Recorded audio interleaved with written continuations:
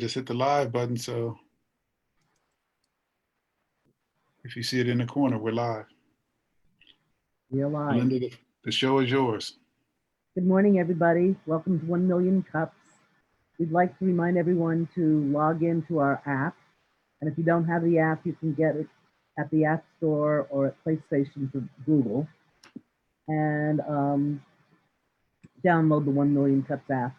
Because we get credit, we really need you guys to all sign into the app, because then we get all these great things to use as merchandise to give our speakers. So you can also use the app afterwards to network with everybody. We are a mastermind group, and we meet once a week. We have 160 chapters nationally, and we just want to remind everybody that this is a very safe meeting. What goes on in this meeting stays in the meeting, and we're not here to sharp shoot any of the other members or anything like that. Next slide, please. This is how you share after the meeting and all the different ways that you can use our network. And right now we want to remind you to go to your Facebook page immediately and share our meeting. I hope I don't have to start again now. No, keep going. Okay. And we're also on, besides Facebook, we're also on LinkedIn, and you'll find us as 1 Million Cups Fairfax. Next slide, please. Sponsors today are Office Evolution and Whitecap. And John, I think I saw you on the call. Would you like to say a few words? Sure. Thank you, Melinda. Hello, everyone. It's great to see everyone rise and early Wednesday morning. I'm John Yu with Office Evolution. We provide co-working space and office space in Tyson's Corner. Building behind me is our space. We provide fully furnished private office space, as well as a number of virtual office solutions to businesses in the local area. We are a locally owned business, and that makes us to be flexible and working with individual clients to provide a customized solution to their need, to meet their needs. We love partnering with 1 Million Cups because it's all about supporting entrepreneurs to be successful. So with that, yeah, if you have any questions about our space, feel free to reach out to me. Thank you. Thank you, John. And from Whitecap, we have John Gaffigan. John, I'm not sure if I saw you on, are you on the call? If he's not on the call, I'll go ahead and do it for him.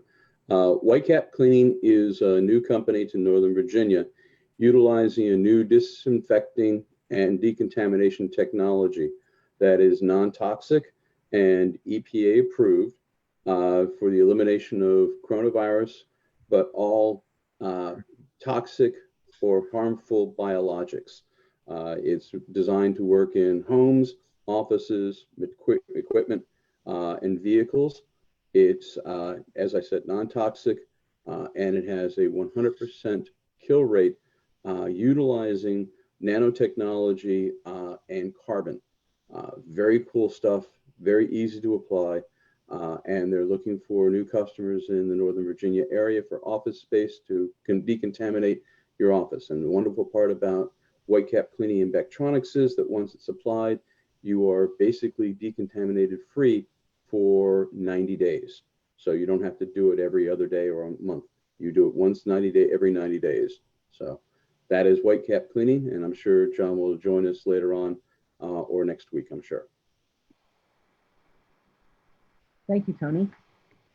Next slide, please. Welcome to Ronetta and to myself. As Nell introduced us, we are both new as organizers, and I jumped into the deep end, and I'm enjoying it. Thank you for the opportunity. Next slide, please. First, I want to make sure everybody's on mute before we start our discussion, our mastermind discussion, and I'd like to go over some of these house rules with everybody. use the hand wave icon in the chat section to announce to the moderator that you have a question, or you may type your question for the moderator to read to the participants. If the moderator says your name, please unmute your microphone. And then this is really important. Just say your name and who you're with and ask your question or make a comment. And then please put your microphone back on mute when you're finished. Thank you. Next slide, please. I'd like to welcome Lucy and Victor Nazario, who are our speakers today. And I believe, Lucy, you're going to be the speaker. Yes, that is correct. Good morning, everybody. My name again is Lucy Cora Nazario. I'm the owner of Take Flight. To let you know a little bit about me, I am a special education teacher, licensed teacher. I have a master's in education, a graduate certificate in applied behavior analysis, and a graduate certificate in leadership in school administration. And I'm currently an autism program specialist. So this is my passion. So I want to introduce to you the TF Lens model. Next slide. So my question for your community today is, how do I identify and communicate with the right people in school systems to start a partnership? Next slide. So TF Lens, our purpose and my purpose with this model is to improve frameworks, improve processes within special education to make an impact in post-secondary success for students with disabilities who are receiving services through specialized programs. The way we do this is by first mapping, which is basically developing a strong vision, mission, and core values. Then we assess programs. We want to know what's exactly happening on the ground in order to then move to the next step, which is developing the indicators. That means developing measurable and objective goals so that we can actually obtain or reach that vision and mission that we have for our students. Then is team alignment. This is really important because you can have a great mission and great objectives, but if the teams are not aligned, if the stakeholders don't exactly understand what needs to happen, we cannot move forward. Once we complete the step of team alignment, we move into deployment and implementation of what we have agreed upon. We monitor them quarterly. Again, we monitor because we want to make sure that we are staying in step with what we said we wanted to do and make any necessary adjustments. Last, we will do an annual audit. We want to see how the year progressed, the accomplishments, any further adjustments and recommendations. And the way the process is designed is that we will have continuous improvement, alignment, and calibration. Next slide. One of the great things about TF Lens is not just consulting. We have data to back up what we do, our processes. So we design an online tool that helps us measure what is going on the ground. It's divided on 8 domains. The domains are learning environment, positive learning climate, curriculum and instruction, communication, social competence, personal independence, functional behavior, and classroom staff and teaming. So this way, every single program is evaluated in the same way. This helps in many ways. So first, it gives you an overall look of the state of the county. Then you can zoom into individual programs. You can identify training needs, targeted coaching. And again, you can evaluate even within the domain. They have specific indicators so you can see what's really going on and then make decisions based on the data that will transform the outcome for students with disabilities. Next slide. So we are ready to launch. We were formed in May 2015. Our goal, to build comprehensive models to effectively support students with disabilities in specialized programs and improve post-secondary outcomes. And our target audience are public school systems. Next slide. Our customers, public school systems or private schools serving students with disabilities. And it can also be a cluster. Maybe they want to try out with a few schools first before growing into the whole system. Do it on a phase kind of approach. Next slide. Our competitors, we found a few they're not exactly doing what we do, but they have a component. So for example, the Watson Institute provides trainings for educators, but again, the school systems will have to identify their needs. And a lot of times training is not enough on its own as a standalone product.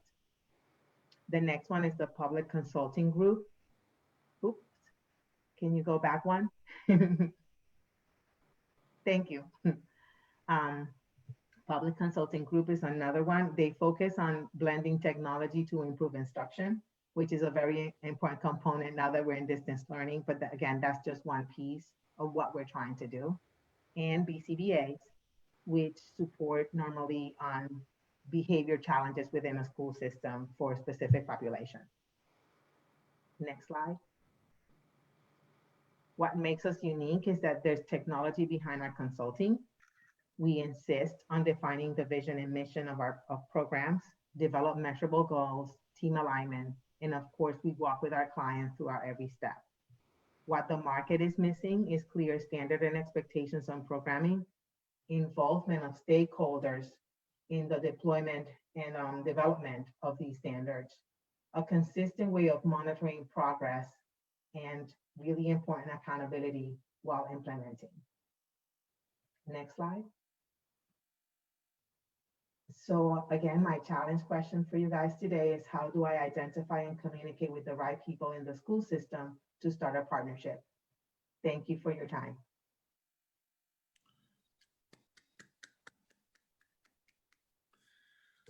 Okay, so thank you. What a wonderful presentation, Lucy.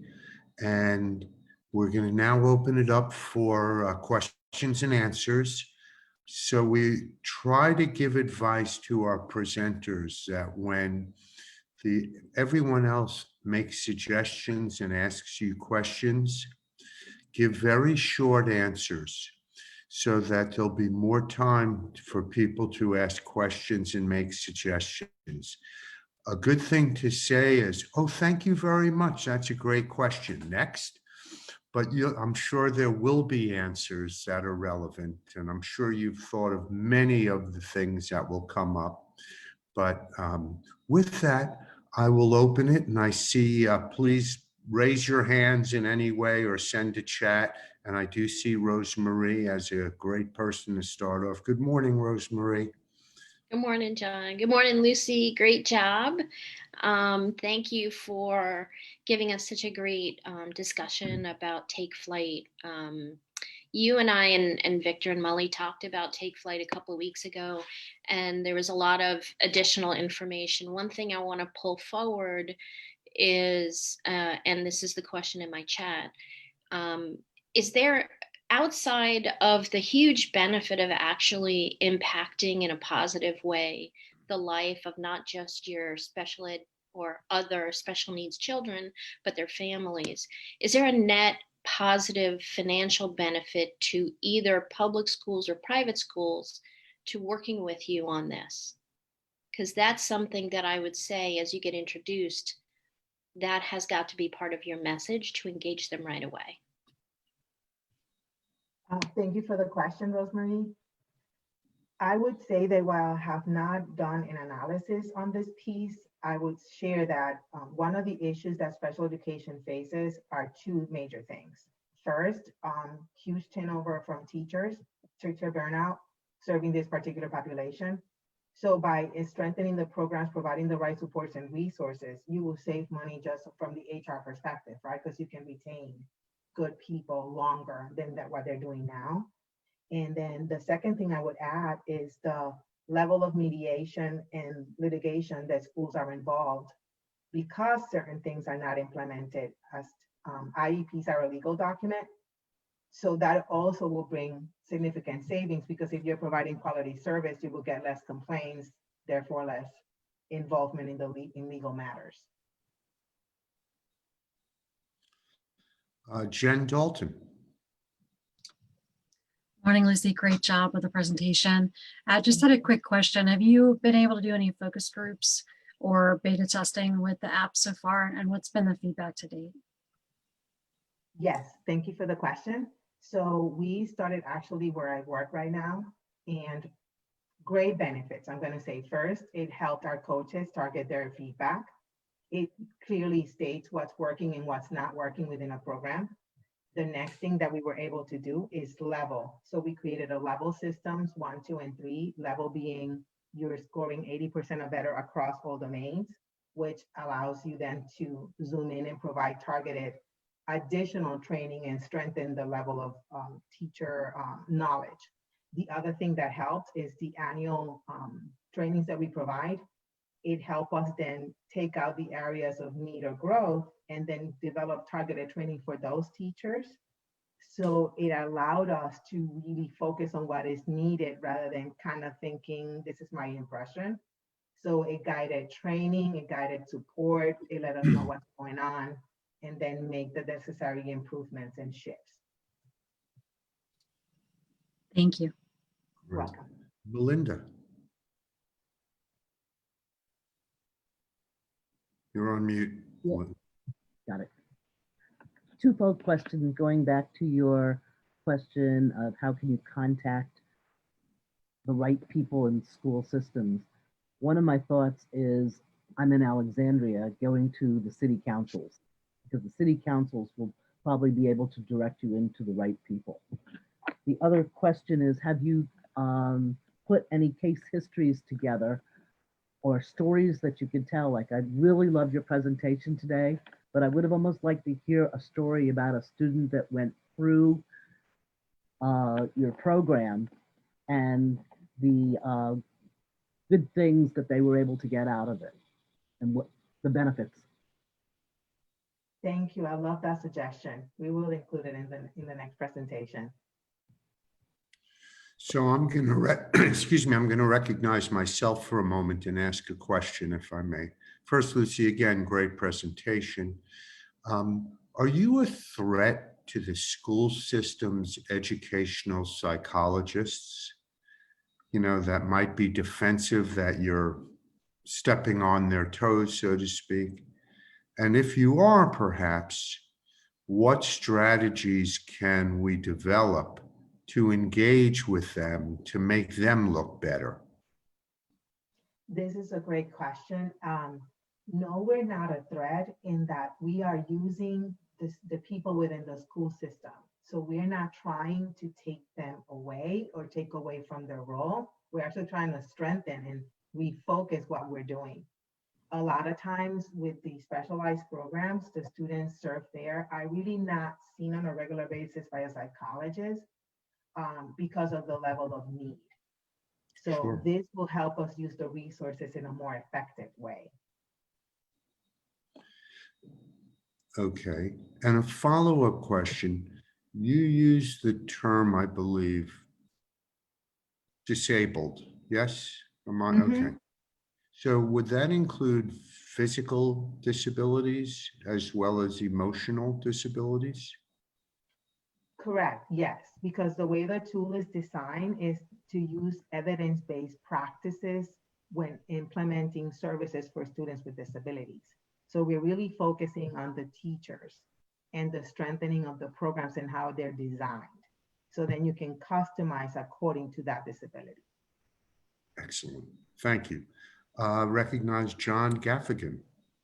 Good morning, everybody. I got in a little bit late, but Lucy, I skipped you up on talk some more details. Apologies for falling a little bit. Are you working with any of the Ability One partners, like locally we have Two-Way, we have Service Corps, even the mothership, Source America, these names that are familiar with you? I'm sorry, I couldn't make out the question fully. I heard something about working with some partners. Yeah, I mean, there are groups that deal with people with disabilities, and like Manassas-based Bidlake, BIDLAKE, would be a partner you might want to work with.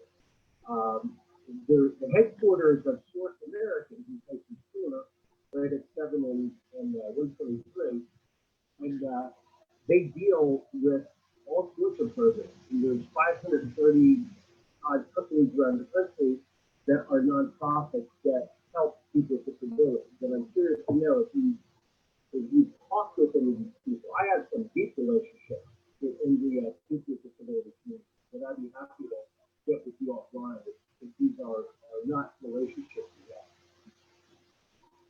Thank you. I would love to talk to you right after if you can, or sometime this week. Thank you.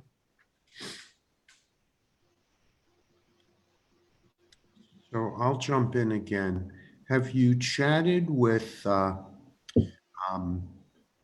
nonprofits that are focused on helping disabled children, just as a partner to perhaps build the team, if you will, when approaching a school district?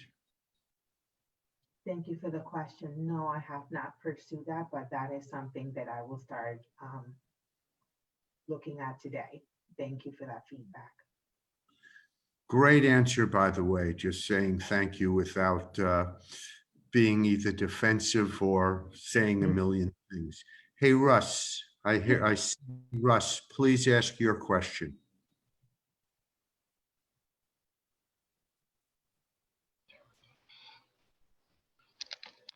There we are. Well, it was basically the same thing that you were saying, John, was I've worked with Service Source and the ARC in Northern Virginia, and they help a lot of special needs people, and they would be a good resource for you to reach out to. And they're right here, they're local here in Fairfax, so be a great resource for you to check out. Thank you. I appreciate that. Sure. Can you talk a little bit about, because today's environment where on Zoom or some type of social distancing device, how does your technology support in this type of learning environment? Awesome question. It still supports this learning environment. I'm going to explain why. It focuses on what we are doing in order to reach our students and provide the service. So you still have to create a positive climate when you're on a Zoom call. You still got to provide a curriculum and instruction. And then how are you designing and differentiating that instruction to reach the students through distance learning? You still have to manage behavioral expectations, for example, and team up with staff in order to come up with what you're providing for your students. So every single domain is relevant in the distance learning environment as it is in the physical environment. I think everything that you just said is a great way to approach them right now, because they're having a hard time with students without disabilities. And so if they have a solution for students with disabilities and being able to reach them and provide them the same type of or a better environment, I think that's a win for you. And so I have inside information that they're having trouble in that area. And I would, reach out to the school districts right now and go from that and use that angle. Thank you. I love that. Next up is Dr. Deb Cohen. Unmute yourself, please. Good morning, everybody. How are you today? Thanks, Lucy. Great topic, something I'm personally interested in as well. I'm in Fairfax County, and when my son was young, he had ADHD, and so I had to sort of deal with the system, as you know, and it's not an easy thing to do. But one of the things that I noticed was that Fairfax County, and I imagine other counties are similar, have a lot of resources. And in particular, they had a one-day, literally a full day of programming, once a year usually, sometimes twice a year, I think, where they would bring in speakers and you could go to smaller breakout rooms. And it was a great opportunity, not just to meet other parents who were dealing with similar kinds of things, but they had lots and lots of their staff around. And it's an informal way to sort of make a contact and get in. And to the degree that other counties have that as well. Now, I don't know if they'll be bringing anything back in person. There might be some online kinds of things right now. But I always found those types of sessions to be very, very helpful, not just in terms of the content that they presented, but in terms of the people that you would meet. So that might be an avenue to explore. Oh, thank you. I appreciate that. I'm actually subscribed to their newsletter. Great. So I wanted to pick up on Russ's question or statement about the ARC. I think he mentioned the ARC of Fairfax. So if I have a contact at the ARC at Montgomery County, are you geographically limited in any way, or is Montgomery County as good as Fairfax County? It's good as Fairfax County. I'm not limited. Thank you. Sure. Cool. So who are the individual targets that you need to reach in a school system? Who would be the decision makers about hiring you? I would think it would be the assistant superintendent for pupil services, probably a director of special education. And so in a school district, how many of those people are there? There's normally only one. It also depends on how large the school system is. So Loudon has one director and pupil services has the one assistant superintendent over it. Other counties that are larger might have more. In smaller counties, it will be someone wearing many hats, but basically the person who has the ability to make the decision to move forward. Okay. And so what is the pain that that person is feeling that you would take away? The pain that they're feeling right now, and thank you for the question, is that they're on reactive mode. We're constantly putting out fires and the planning, the intentionality is not there. You have a lot of great people, but sometimes it's very disjointed. And even an initiative can start and not implementing well can be disastrous no matter how good the idea.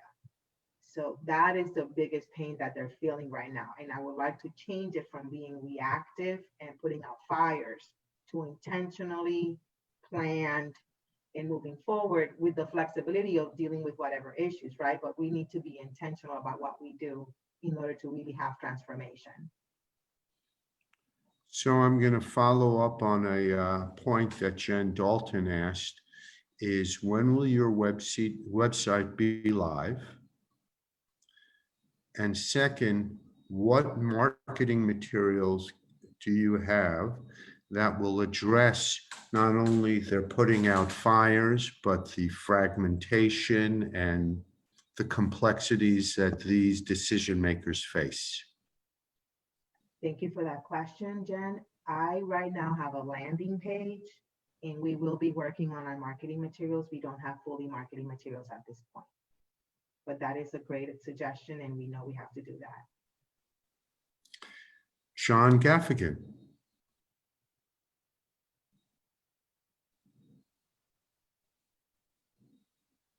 My part. You may have addressed this earlier, Lucy.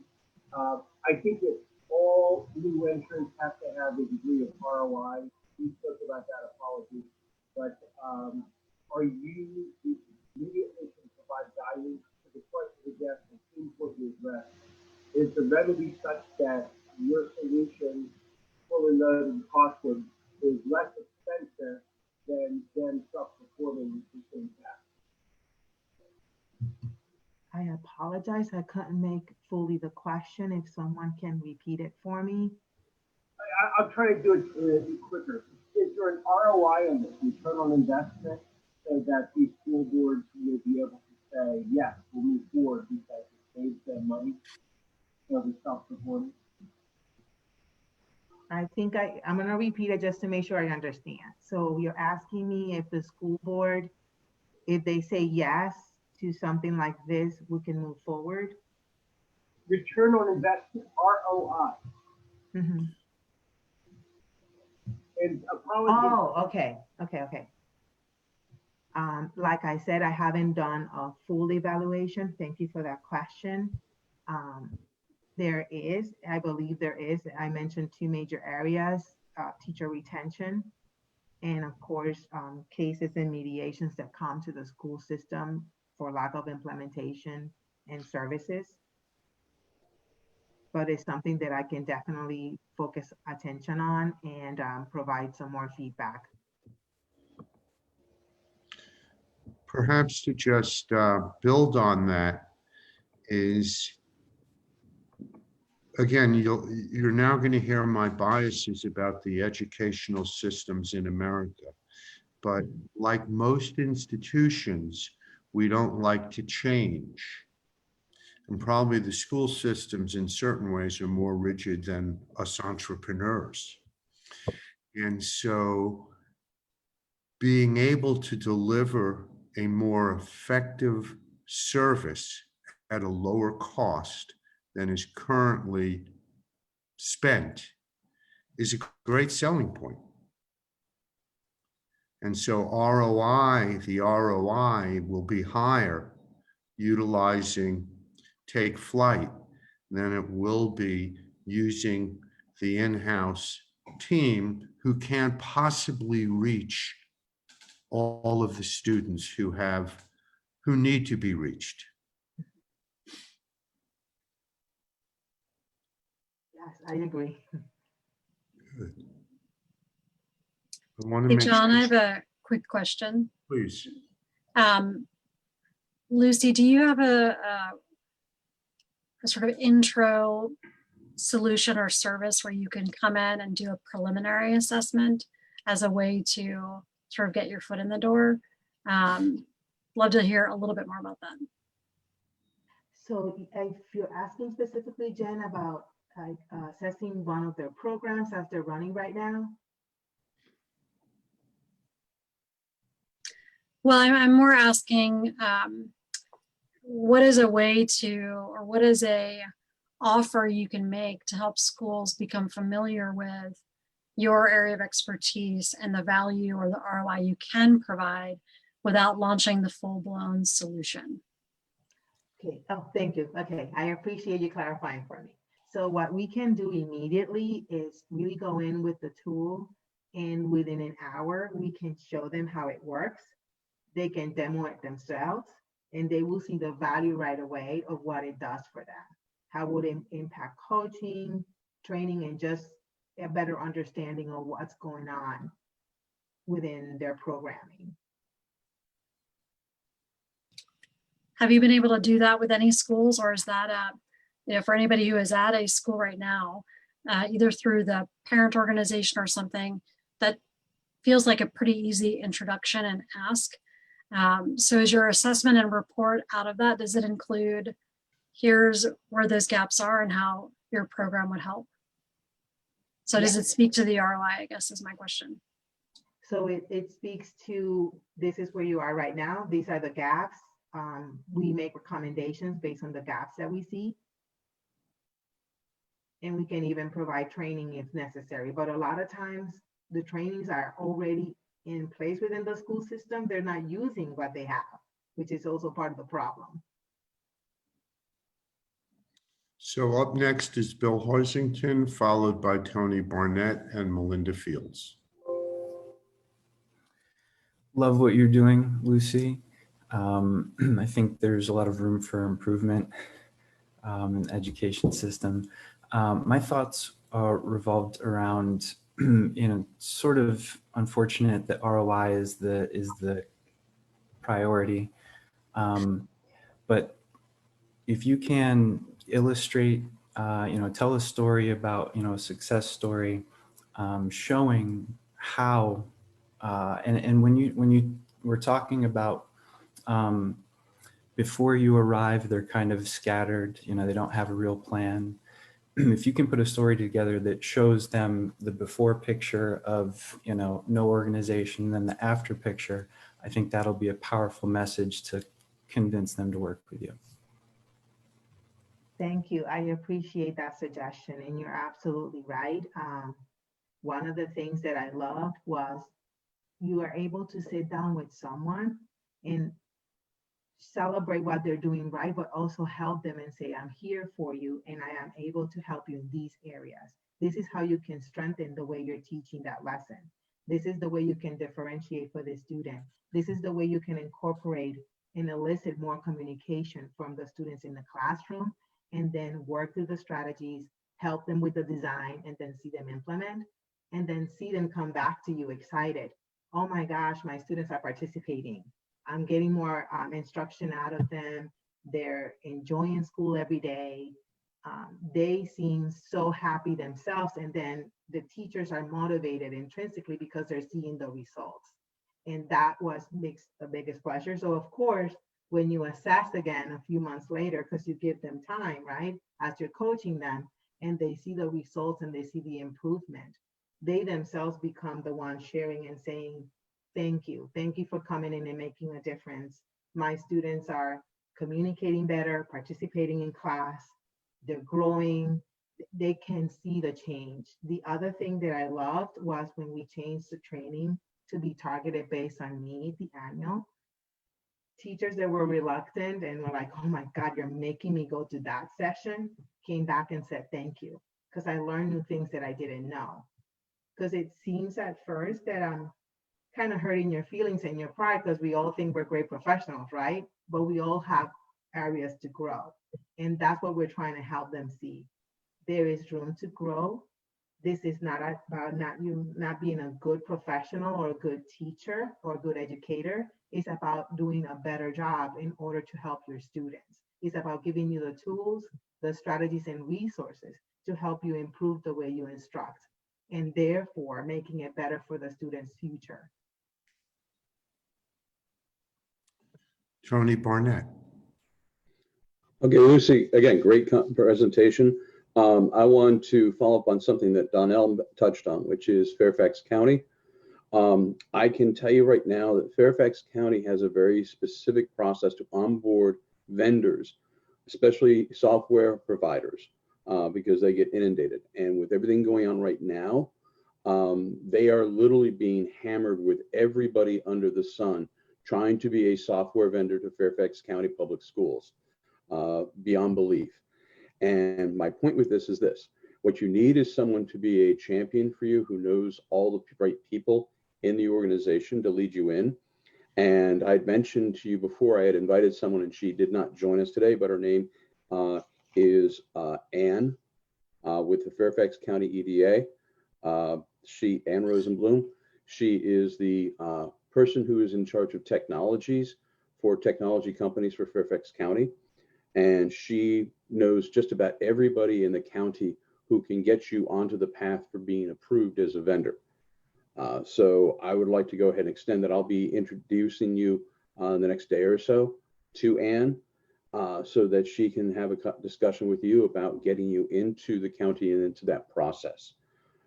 Because Donnell will acknowledge that, yes, right now the teachers and even the schools are being inundated with having to learn all sorts of new technologies to try and facilitate the current school plans. And I don't want you to sit there and, throw something out there just to be put aside and then have someone later on say, oh, well, we've already seen that, we don't need it. It's a matter of the right way to be brought in.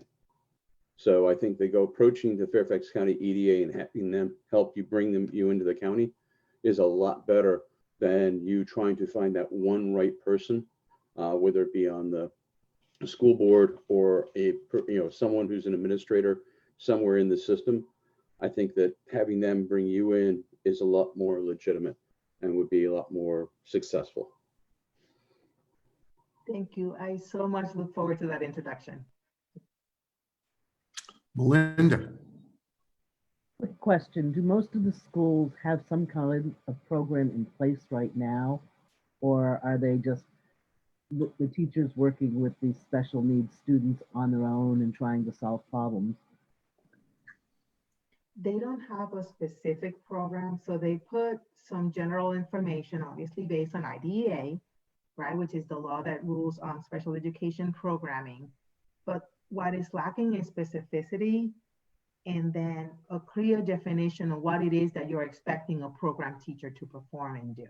So if you don't have a clear vision and clear way of measuring and getting standards in place, you're gonna struggle. So what happens is you hear these stories about this grade 1 program in this school, but it's not happening across the board. The consistency is lacking. And with the TF Lens model, that's what it helps you do, is just to bring a consistency to what you're doing. And then everybody knows what the expectation is. And you're measurable.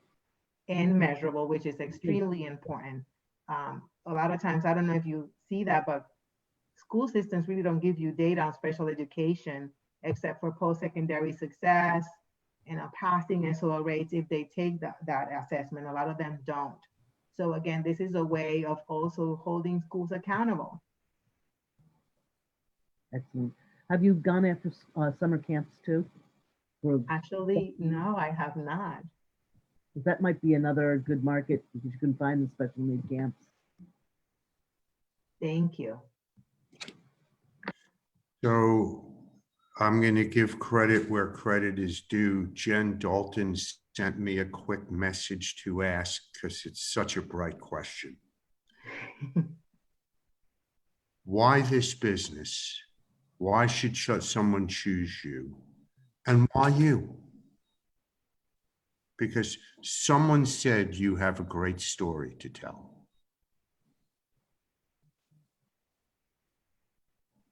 Thank you for your question. First, I am extremely passionate about this because first of all, I raised my son with autism. He is in his first year of college. So I know what parents go through year to year. Each program, each teacher was just different. I wish that some teachers I can take with them year to year, and because I saw the impact they had on our lives. A lot of times it wasn't because they didn't want to, it was because they didn't know how. And now that I'm an administrator and a specialist and I see, and I'm trying to make something happen, I see where all the gaps are. People have great intentions, but intentions don't translate to action on the ground if you don't have a plan. And that is what I do with TF Lens. It's a plan. It's a way of systematically taking them to a process where they can reassure from the top to the bottom of what we're doing for our students and how we're going to do it is tangible. You can track it, you can hold people accountable, and you can make adjustments. And that is what is missing out there, is that we have great people, but you need people to be led in a direction that it makes an impact for these students that honestly have a really short time. Because once they leave high school, if there are no opportunities out there for them, if they don't know how to be independent and pursue social interactions and employment or have any skills, they will be sitting at home. And eventually it will become a responsibility of the state when those parents are no longer around. So this is just bigger than, how do I say, this is just not about one student, it's about our community and the impact that what we do in the public school system has in the community as a whole. You're crafting an amazing story in what you just said now. And when you get the recording of this, you can capture that and utilize it. Rosemarie, you asked a question in the chat room. Yeah, really quickly, Lucy, do you know if there are, and I'm thinking through the lens of like a lot of professional requirements like CPAs and PMPs, is there a training hours requirement that you can find a partner who's providing the training and kind of connect with them? Or, if there's a big, I'm saying this very badly, but I think you know what I'm saying, right? If somebody's counting the hours, can you find who those people are and say, hey, we have the ability to help with this? And kind of as you and I talked about this a while ago, right?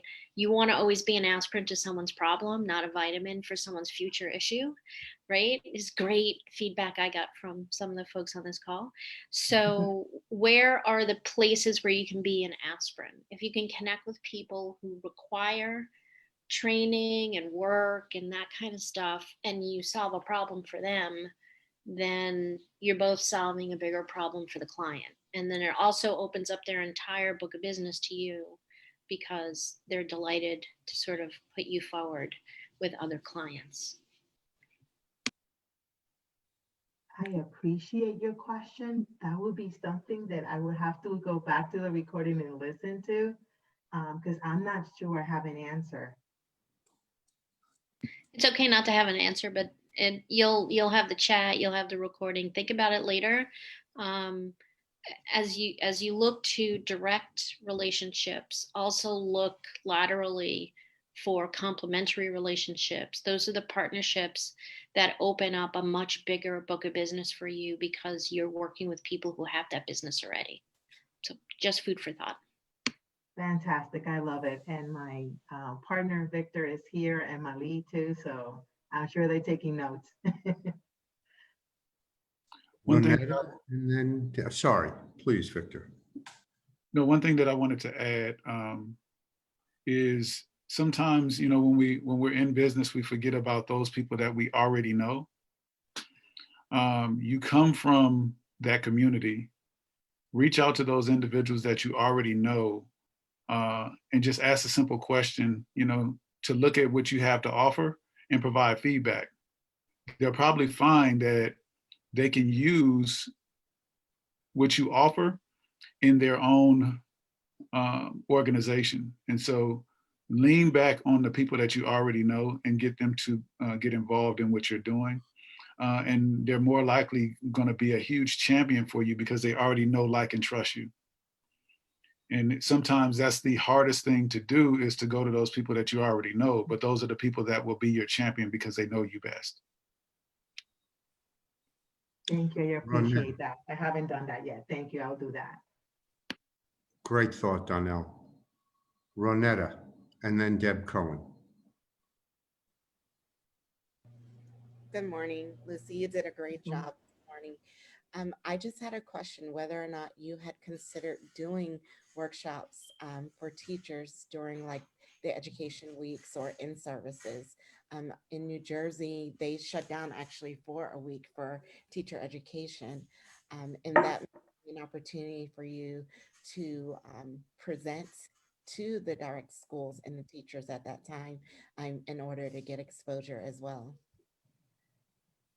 Actually, thank you for the question. I have not considered that, but it's a great idea. I did do an in-service for actually Parks and Recs through my other business.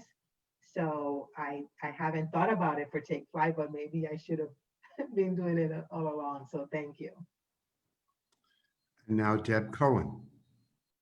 Thanks. Something you said a moment ago, Lucy, sort of sparked this idea. So it sounds like you've got sort of the technical, the data, the training side of things handled. I guess my question is, how do you get that? If let's say you have a relationship with a school, or you're even trying to build one with a school, how do you get the teacher who maybe is the one who doesn't get it to come on board? And how do you get the school system to recognize that there are teachers who might say, yes, we get it, but don't?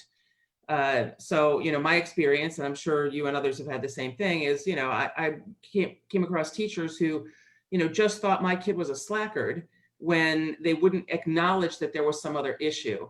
And you can have all the data in the world and you can be, you know, have a partnership with the school, but if you can't get to those teachers who maybe have that issue, blinders on, if you will, you know, how do you break through that? And what does your service do to help schools deal with that? Because I'm sure the schools know that they have some teachers who are like that. You're absolutely right. Thank you for your question. Coaching is one of the hardest, at the same time, most rewarding thing you're going to be doing, right? Because some people will not see what their own areas of need are. So I always start with, what do they think they need first? I don't come in telling them you're wrong on this, this, and this. I want to get to know them, how they work, how they process, and then what do they see as the problem? I always start there because I want them to trust me, and I need to enter into the classroom. Now, granted, once you are working with them and we set up small goals, that's the other thing. We don't go big, right? We set up small goals, things that can yield big results in a short amount of time so that I can start getting that buy-in. After a while, I gotta say, I've coached teachers for one whole year and we've seen very little movement. And then the second year we go in and we try again. At one point, I have to say, sadly, sometimes the administrator has to get involved because it could become evaluative. But for the most part, when I take that approach of what do you see as your need and start working with what they see, and I earn their trust. Little by little, we can move them from where they are stuck at to something else. Other times, it's also the fact that they might not be a match, and we have moved teachers to different programs because that's not the right population of students that they can serve. Special needs is a big tent, so not all of us are equipped to work with every single population within special ed. So one of the things that you might think about doing is trying to measure that in some way. So for example, a lot of parents will seek things like a 504 or an IEP, and it may be because of a specific teacher who hasn't given their child the insight or the patience or whatever it is that they need.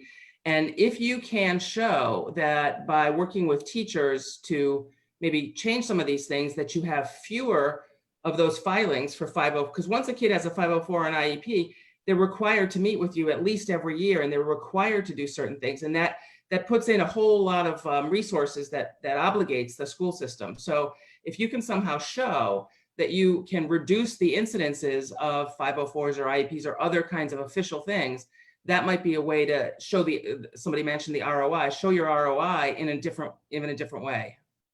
Oh, I love that. Thank you. And you make me think of what we call tier 1 interventions, is training general education teachers and to put basic things in place that all students benefit from, including kids that might have small struggles that, you're right, don't require to go as far as a 504 and an IEP.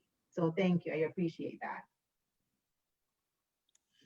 I'm going to call on Jen, who wrote some great things in the chat room. And Lucy, make sure to save the chat because there's a conversation between Jen and Melinda. Their comments are really terrific. And Jen and Melinda can both summarize them as we draw towards 10 a.m. I think the two thoughts I would share if I were to focus on the short term, one would be to make sure your digital footprint, so your LinkedIn profile, your landing page, your website, that has your story in it, and that has the story of Take Flight, and that it really builds your credibility. Right now, someone may not know that you do all of these great things or you have this effort. My second point would be, and I often say this, so it might be a bit of a broken record, but it's a very under-leveraged tool, which is to consider having an advisory board or a flash board. So a short-term board for 6 months of strategic partners, people that care about this, that can help you, that can give you guidance and feedback. You just check in with them once a month. It's typically you're not paying people because it's just an advisory board. So, but I would look at school partners, I would look at businesses, I would look at influential parents, influential folks in the education space who already work where you're trying to get. But I think those two things can really help you prepare and be ready to reach out more intentionally. And then very quickly after that, have a website up. That's really your website. But great job, very exciting and very cool work. Melinda, did you want to chime in with some of your thoughts? You're on mute, Melinda.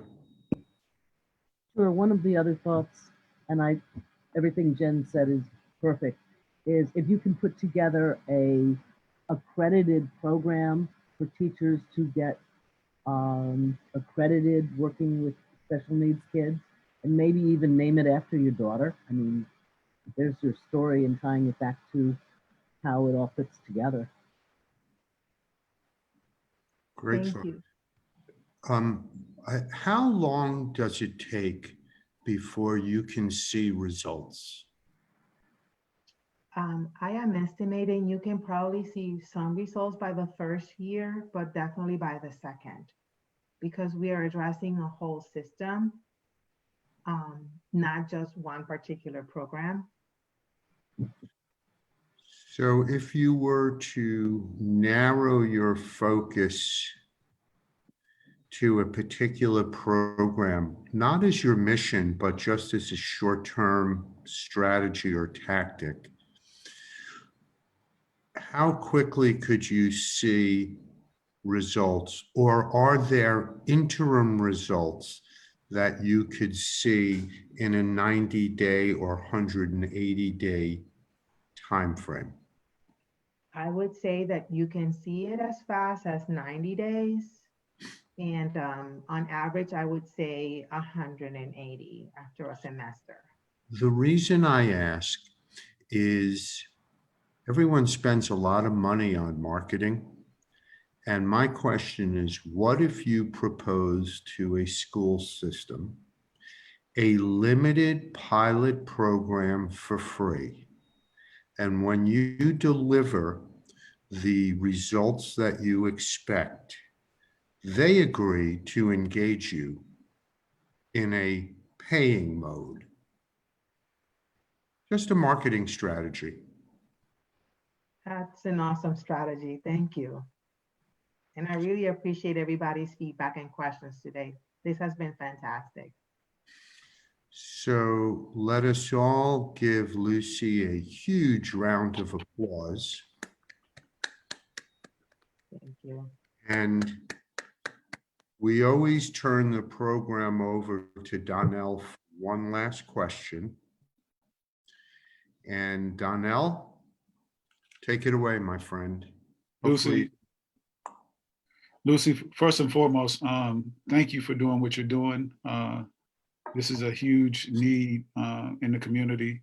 And thank you for being a presenter on 1 Million Cups. And my question to you is, what can we as a 1 Million Cups community do for you? Oh, wow. Well, you've done so much this morning with the great questions and suggestions and ideas for us that gives us a lot of work to do. Honestly, just telling parents that we are here to help, and they could be our biggest advocates in terms of making change, because a lot of times when parents complain, that's when things happen. Teachers have a limited voice, even though they might see a need, just because of working for the school systems themselves. So that's the way they can help me.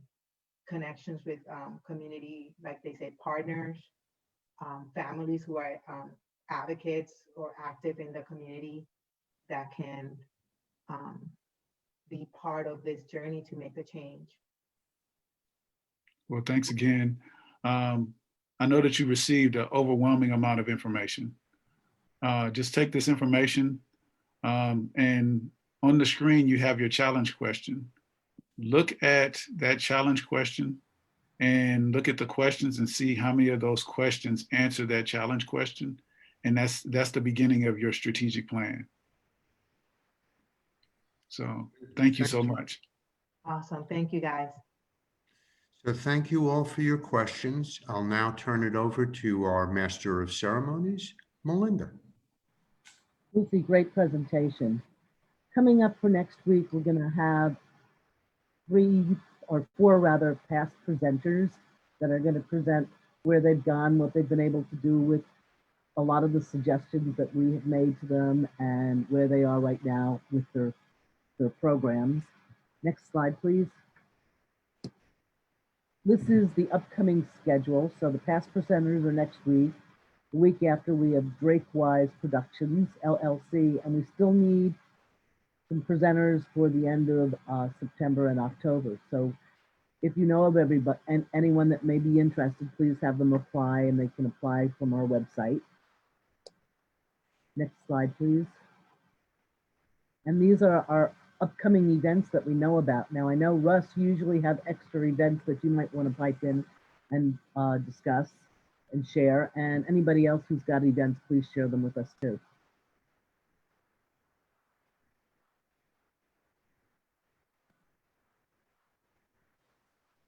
Okay.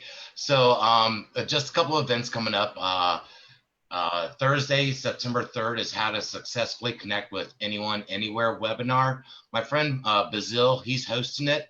A lot of you know him from the Fairfax BL breakfast seminars. He's really good and he puts on a great event. And then we have coming up on Friday, the September 4th, the Arc of Northern Virginia is doing a 5K virtual marathon.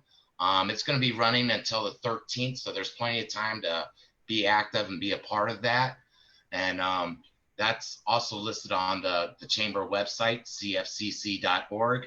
And then Labor Day week, Monday the 7th, there's a Labor Day car show that's going to be happening throughout Fairfax City, that a lot of the old cars are going to be touring throughout the neighborhoods and up and down the main street. That should be fun to look at. So that's what we have at the chamber. Thanks, Russ. Anybody else? There is one event that everybody should know about that's at the bottom of the slide there about LinkedIn. And this is a gratuitous plug because that event is going to be managed and presented by our own Jen Dalton at the Reston Chamber. So please take a look at that link and consider signing up for her event, which will be next week. Terrific. I want to talk about my favorite event that happens every Wednesday from 8:30 to 10 o'clock, which is 1 Million Cups. As you can see, if you go back a slide, we have several vacancies. So I see several new faces on 1 Million Cups, and I thank you guys for coming. What I would also like to do is invite you to become presenters at 1 Million Cups. So please, we actually have a opening on starting September 23rd through the month of October. So if you haven't presented, please, please, please put in your application to present, and we'll take good care of you like we did today. So you guys have a great day. This concludes our presentation. We'll see you back next week, and have a blessed day.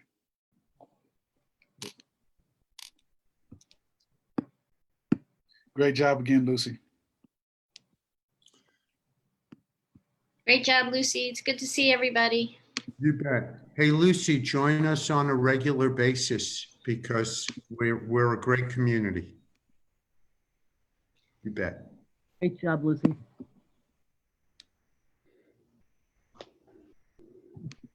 Okay. All right. Melinda, awesome job. You did great. Congratulations for your first shot. Thank you. And where can I improve? We'll talk about that after the cameras go off. Okay. Now, keep in mind, we have no meeting on Monday. Remember, because we all decided there's no meeting on Monday. So just mark that on your calendars that we're not